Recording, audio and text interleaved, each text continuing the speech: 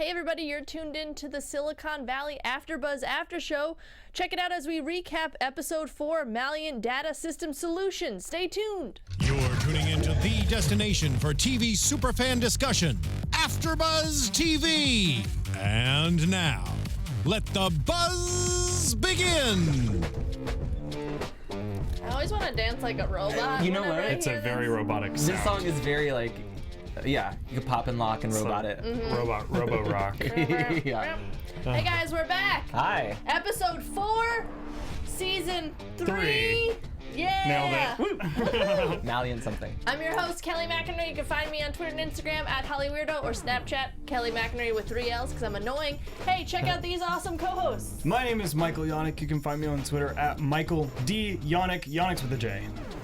Hey guys, it's Jay. I'm back again, and I'm on Instagram at don't_be_jealous, JELLIS, and then Twitter still _jealous. Too many social medias going on here. Just jealous Yeah. of all your social media.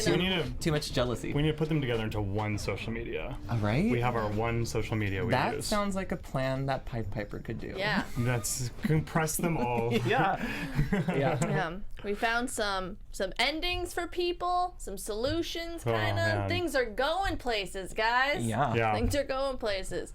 Let's just get into one of the smaller storylines. We found out Bighead has another incubator. Yep. Some competition. An accidental incubator. Yeah. Didn't even mean to be in competition. Yeah. Again, just falling his way to the top. Yeah. And guys, they used my house for that exterior. I don't know if you knew that. Oh, wow. Yeah. 20 million, you know, You like travel all the way down here to Los Angeles You know what? every week? it's it's a trek, but I just love the show so much that I wanted to be a part of this after show. It's a beautiful house. Is Thank that you. pizza float also yours?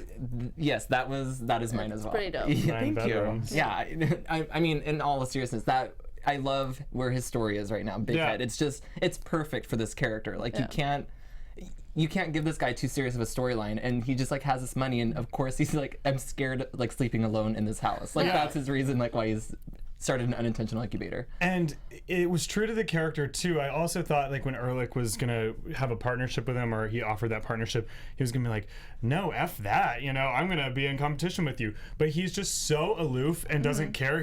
There was a moment and he just shrugged and was like, sure. Yeah. Okay.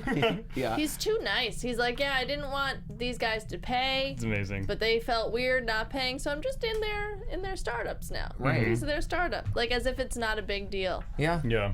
It's so they're kind of opposites, him and Erlich, because Erlich's very selfish. Where kind of Bighead in a way is selfless. He doesn't care. He's like, I just want to hang out with my friends. Right. Just wanna... So true. Yeah. I love the details that they give him too, like a push pop. Like it's just like this. He's mentally trapped at like a 14-year-old with He's a big man gulps. baby. Yeah. He's a real man baby. It's genius. I love this character. Yeah, he's a great character. Yeah. For sure. And now they're gonna team up. I don't know. I'm worried for Bighead. In what way? What do you think? Erlich, I feel like Erlich might screw him over. What do you think? He'll try. Yeah. But Erlich, everything Erlich tries fails. Like when he does it in business, I feel like he's really person savvy. But everything, any business opportunity he tries to get into, seems like it fails. Yeah. I don't know if he'd be so. What's the word I'm looking for? Like, I don't think he would intentionally ruin Bighead. Do you think? He's Am I selfish. Wrong? Yeah. He would do it if it got. I think he would do it if Yeah. it got down to it. Yeah. Okay. You don't? Do you disagree? I don't know. I kind of do because I mean, it's like what we talked about last week, where these characters like hate each other, but they love each other too. Like they hate working with each other, but they love it too. Like they wouldn't change it for the world. And even though Erlich and Bighead don't have like that great relationship that maybe like Erlich and Richard do, we haven't seen anything. There's like a certain word that I need and I can't think of it right now. He's just not that cunning or like I don't think he would intentionally Evil? Spiteful? Yeah, we'll go with those. Sure. But I don't think he would intentionally do anything to Bighead. I don't know. I feel like in a way you're right. Like I feel like he will try to, but then in the end he'll be like, no, Right. he's too nice. But I also don't trust him. So Erlich, you don't. Yeah. Okay. All right. because he does mess up sometimes. Yeah. Like hard mess ups. Maybe he wouldn't do it intentionally, but I think Erlich is a little power hungry. Yeah. And might do something and unintentionally have collateral damage. And he wouldn't. Okay, that's a difference. Is he wouldn't fix something if it were to happen poorly for Bighetti. He'd be like, well, I'll just let that happen. Yeah. Okay. That's all right. fair enough. So we'll go with that. Yeah. Compromise. Yeah. We've got the hypotenuse of the two triangles, and we compromised. That's right. That's what happened with Skunkworks.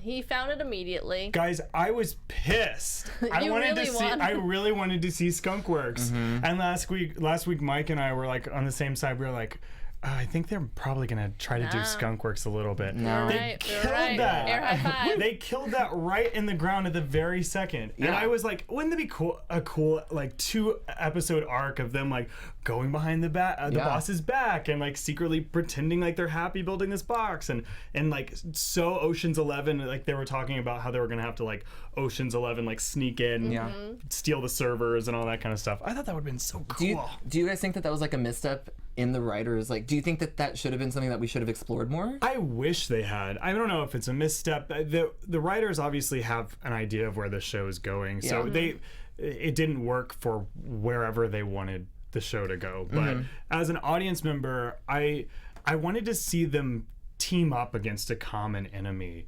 Like I wanted the Pied Piper group, the core Pied Piper group, to get a little closer. Right. And I think that would have shown a lot more like camaraderie with them and teamwork with them going against Jack and going behind Jack's back, and not necessarily like cutting each other down like Guilfoyle and Dinesh and everything. I thought it would have been cool, but like we said, the writers know where this is going, and it didn't serve the season, I guess. They only have 10 episodes. They have to choose wisely. They do. They have to cram so much, and maybe we would have not seen the same characters that we've grown to love, because maybe this is exactly what would have happened. Like Richard did trip. This is what would happen. So if they were doing like this real big undercover thing, they probably would have been discovered eventually. Yeah. Just because they're not. He's spies. so clumsy, even when he was threatening that compromise. That was a great physical. I want to go back and just slowly rewind it and see like his head hit the desk. I feel like it looked really good. Thomas Middleditch like went for it. I feel like that was like a real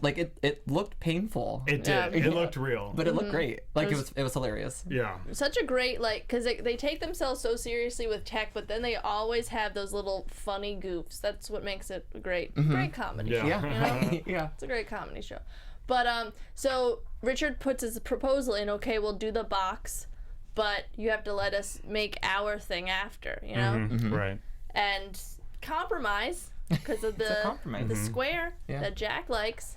They were all for it. What I thought was funny was how Richard ended up starting to, and Dinesh and Guilfoyle ended up started to like doing the box. work. Yeah, I thought that was hilarious. That was a great choice. I don't think it's like that they like the box. So I think they just like producing good work. Yeah. Like they're proud of, like they like doing their job, even if it's creating something that's not that good. They want to show they could do the best version of that not that good box. Yeah. And the show does that so well, where it's the same thing. They always have like a juxtaposition with people, and like they're not lazy, but they're so sidetracked often that you're like, oh yeah, they actually are doing work, and they are excelling in stuff that they're doing. Like this box could have been like a run-of-the-mill whatever, like let's push it out and get rid of it, but then they kind of started taking pride, and they're like, we want to make this thing, and it's cool. Like it's fun to see like these characters where they could just be throwaway losers who are like willing to be like, okay, well whatever, we'll just wait this out, but then they kind of take pride in it. They're like, no, we want to do this. Yeah, that was a really like complex choice. It could have been like a really one-dimensional choice for them to be like, I hate the box, but it was really, I think, pretty smart writing that they actually kind of liked it. It shows that they're good workers. That they're not. Even though they have attitudes and they fight against each other, they're not bad people. They do want to... They're there for a reason, you know? Because they're smart and they like producing good work. Yeah. Even with the style of the box, it's just funny how he's changed his mind. Yeah, he changed on that quick. That was so funny. Black box, what is that? That's just a boring box. Yeah. Like he doesn't want his name to be on something so subpar. He's like, no, I don't care about it, but I kind of do. Yeah. But do you guys, so are they not getting paid until they sell the box? Because that's what Jack mentioned. He's like, the paychecks don't come unless this box is created. Yeah, like a contingency, kind of like you keep working for me and then you work on your thing and then we'll get that money. Isn't that what is that what it was? I don't know. I don't know if they're getting paid or not. I mean, you're asking like, are they on salary? Yeah, I don't know. Yeah, kind of. Because he said once they make the boxes where they start cashing checks. I think he meant cashing checks is just like we start making like real money, like big money. All right, cool. That's kind of what I thought he meant. Yeah. But I do think they're making money now. Mm-hmm. Yeah. I feel like they have to be. Yeah. Yeah, or else why would they go in? If they're doing a project they don't like and they're not getting paid, like why? What's keeping you there? Yeah. Okay. I think so. But it was funny, and they all were for it. And then Maleant decided to back out because they found a cheaper one. Mm-hmm. But then they were like, "Now we're such great workers, we could do it faster." Yeah, and that's when my favorite line of the whole episode was Lori Bream, who's probably my favorite character, goes, "Good feelings, happy feelings." Yeah, she so like great. Processed that there were like good emotions coming through. She's such a great robot. She's such a great. She's robot. Amazing. I think I've praised her since week 1 that we've been doing this, and I think she's so good. She's my favorite. Like I look forward when she's on screen, and she's so smart. Like I'm happy to see that her and Monica had a big role in this episode too. Yeah. Mm-hmm. Yeah, it was great. She steals the scene. She's so funny. Absolutely. Yeah. It was smart to bring her in. Yeah. Keeps it in, like, she's so committed to it. That's what's great about it. Yeah. But we find out that Jack is still kind of an asshole, and wants to screw them over. Maleant does want to purchase the box, but that means they'll have the algorithm. Yeah, they want exclusive rights to the algorithm for 5 years. Which Monica played a huge role. Like Richard was ready to sign, and Monica caught that. I had a question about paragraph 14. Whatever she says. Yeah. Right. Had she not been there, it could have been like there goes 5 years. The end of Pied Piper. Yeah. Right. We knew that she was an important character. Like she's been around for 4 or 3 seasons, and she's been constantly kind of like the voice of reason. And I think that this is why they trust her so much, and why, even though she personally hasn't screwed them over, but she's been part of these plans that have kind of steamrolled a lot of their foiled their plans. But she's an important person. In this episode, I was a little left hanging with the wrap up of it, because it seemed like she was going to get fired for making that decision. It seemed like she really messed up. Not only did Lori Bream say we'll reconvene tomorrow, and Jared was saying like, well, that was pretty useless, and she thought she was going to lose her job, whatever. But at the end, they didn't. After tables sort of turned a little bit, and Lori took over, and it was actually a good thing that they had voted against the box. I don't know if Monica still has her job. I don't know if Lori's mad at her for backstabbing her. What did you think? I had a theory about what was going to happen, but what did you like? For who did you think somebody was going to be in that chair?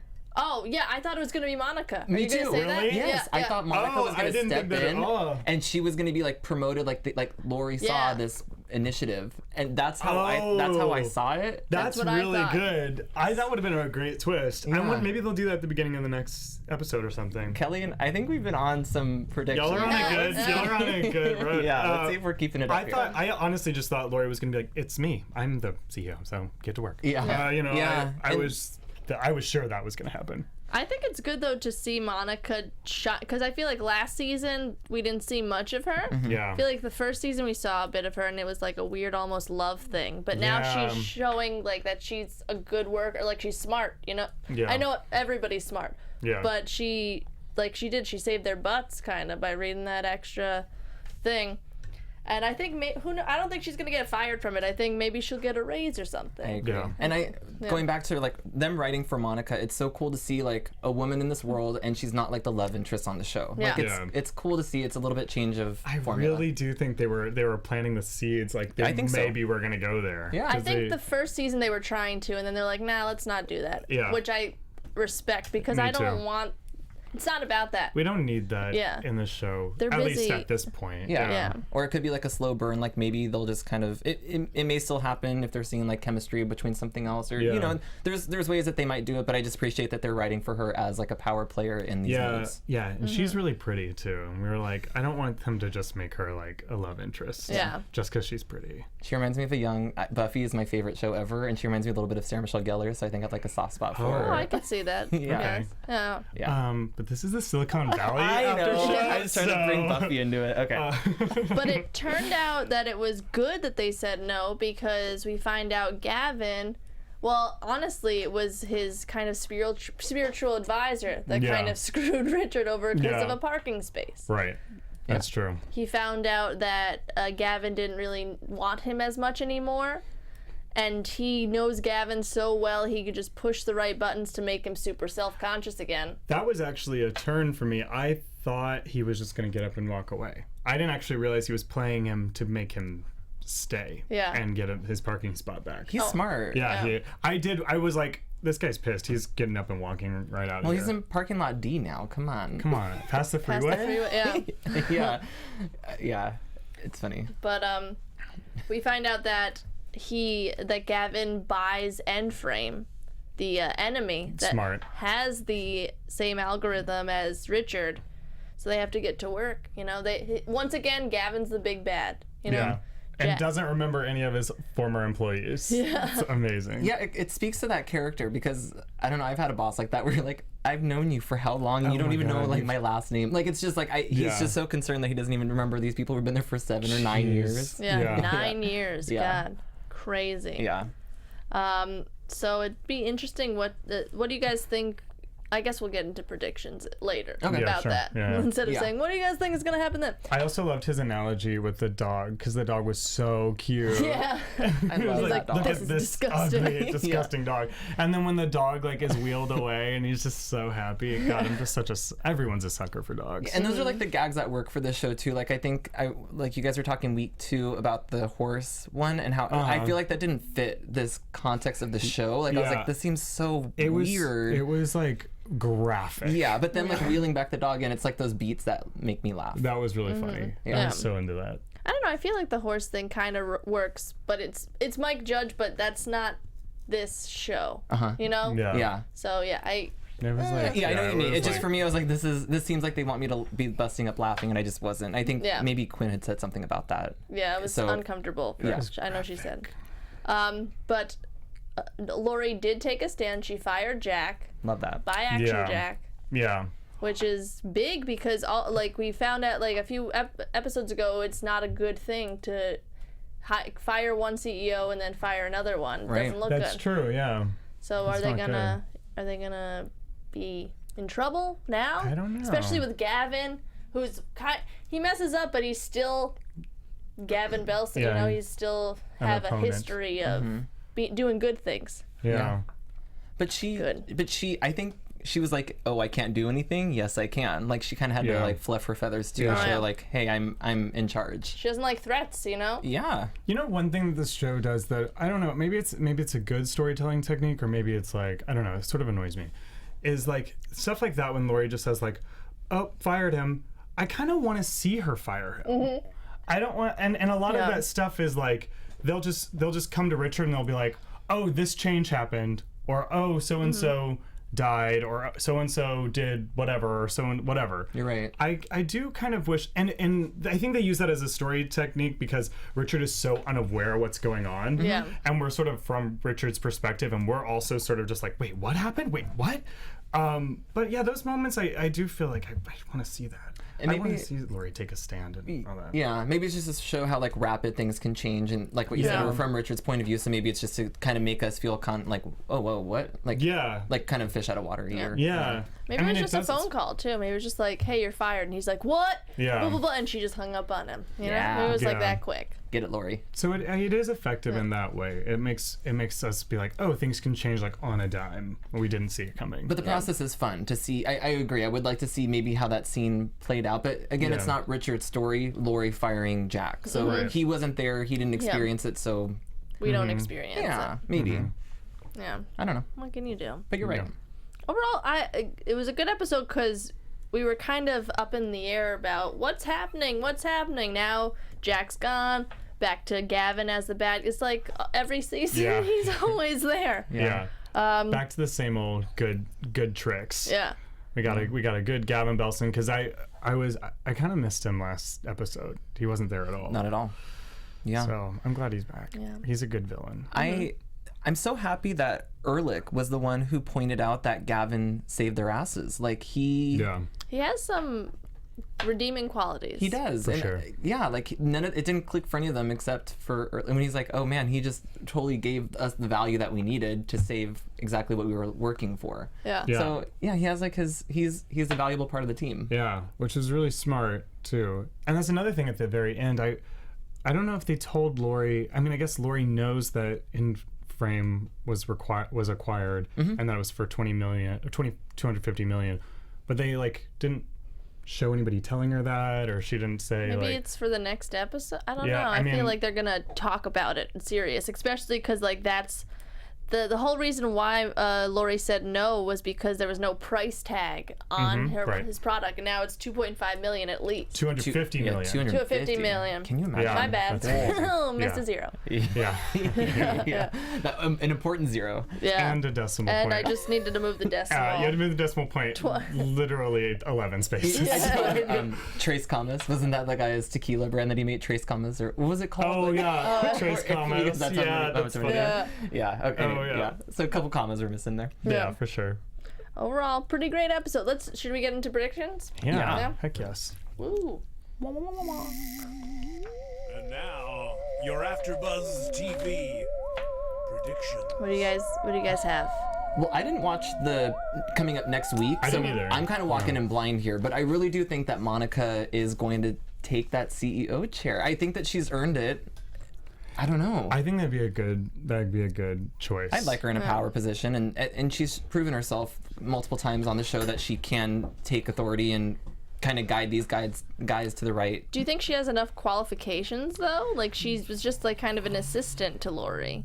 So yeah. I would like But that. she's on but the I don't- board. She's on the board, yeah. Yeah. I don't know. I think she could hold. At least it'd be fun to see her in that part to see if she can do it.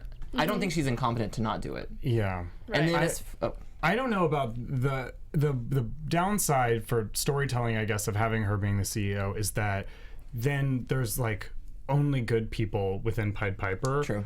And I think part of the show, especially this season, was villaining people from the inside out, like being like, Jack, someone in our own company we hate. So I mean, that would be great. It'd be a lot of relief to have her be the CEO, but I don't know. But now we also have Gavin doing his company, so it could be the two like that could be Dueling. that could be Yeah. like the two Yeah. big fights that we're having, or like they're competing now because they are both equally invested in their own company. Because before the guys weren't really that invested in Pied Piper. Then if we get to that, then Richard isn't really making many like essential pivotal like decisions. Yeah. If Yeah. it's Lori and Monica making all the decisions, I don't know. Richard is just like an engineer. I don't know. I don't know. Yeah, that's true. Well, I cheated and I did watch the preview. No. So what happened? Okay, yeah, tell us. So they don't. I'm gonna guess that they don't have a CEO for a bit. And Okay. people are like, "What's happening? What should we do?" And people think that Richard's gonna get fired. Oh. And he's like, I'm fine, calm down. Yeah. I'm just reciting all the preview. That was coming up next week on Silicon Valley. And they, I think Erlich tries to get Bighead's money. Kind of alluded it in the preview. I think he's just trying to get that 20 mil, you know? Or billion. Well, how much? 20? He's 20 million. Yeah. Yeah. So we'll see next week. Yeah. What do you think? Any thoughts? I had one, but I can't remember it now. Who is it about? A certain Boy, I certain can't remember. person? Man. Cannot remember. I'm just excited to see while you're thinking like Bighead and Erlich, like what they're, because they are so different. Like Yeah. it's going to be fun to see kind of how that relationship buds. Okay, Got it? you got it. I I was Woohoo! stalling. Okay. All right. job. So here's my question. Uh-oh. Jack is not on the board anymore, right? Right. So does that mean that there are only four spots on the board and there's one missing? I guess. Yeah, I think until they get the new CEO. So couldn't Monica, Erlich, and Richard vote Richard to be the CEO again? Yeah, but I don't And think Lori Monica said- wants to do that. Like, she's already said no to this, so I don't think she wants to, like, step Maybe. that yeah. much on. But isn't that theoretically possible? But Lori said like it's not you, Richard, and it's not you, Erlich. Right. So she said that, but how does she have the power to say that? I don't know how it works. Yeah, I don't know Is how she it works. That's is she what- like the president? Well, she's I don't know. the Like The head? investor. Yeah, investor, that's so it. she's the investor, and she has a place on the board, and the board kicked Richard off 3-2, Right. they fired him. Uh-huh. So doesn't it just make sense that the board hires the CEO, and if the board is 3v1? Oh no, it's because she has 3 board spots. Because remember when the Trace guy, what's his name? The Trace Commas. Yeah. I forget his name. He sold his board seat to her. To her. Oh, So that's why they have 3. So she has 3, and Monica's in it. is one of the 3? Yeah. It's Monica, Lori, and then that third empty spot. Okay. So it wouldn't work. Yeah. I don't Good know. try though. Well, it just didn't make sense because I didn't know. Right. I didn't understand how she had the power to just be like, not you. Yeah. Yeah. But even like what you said, I don't think Monica would really want Richard back or want him as a CEO. Yeah, they're kind of going backwards a little bit. Oh, oops. We'll see. He's not there yet. One day, maybe. Okay, let's hope. I think what if they end the season with him being turning CEO? A happy ending? I don't know. That'd be cool. What about the so the guess they're going to keep working on the box? Or they already sold? Maybe they also don't know about that. We don't know if they sold the box or not. They didn't. They were going to redo the wording and see if the gazelle or the turtle box. We don't know if they're gonna. We don't know if they've sold it yet because they were supposed to redo the wording and see if that goes through. So I don't even know if the box storyline is done. I think it's all gonna come up. Yeah. I think we're gonna find out. We will. There's a lot of loose ends. Yeah. Until then, until those loose ends. I want more. I want more ladies. Yeah. Give me more ladies. That'd in be the show. cool. That'd be cool. Where can they find you on the internet? Instagram at don't_be_jealous and Twitter still_jealous. You can find me on Instagram at Michael Janak, but on Twitter Michael Janak was taken, so it's at Michael D Janak. How dare they? And I'm Kelly McInerney. You can follow me on Twitter and Instagram at Holly Weirdo or Snapchat with Kelly McInerney with 3 L's. That's it. Cool. All right. Thanks, everybody. Bye. See you next week. From executive producers Maria Menounos, Kevin Undergaro, Phil Svitek, and the entire AfterBuzz TV staff, we would like to thank you for listening to the AfterBuzz TV network. To watch or listen to other after shows and post comments or questions, be sure to visit AfterBuzzTV.com. I'm Sir Richard Wentworth, and this has been a presentation of AfterBuzz TV. Buzz you later. The views expressed herein are those of the hosts only and do not necessarily reflect the views of AfterBuzz TV or its owners or principals.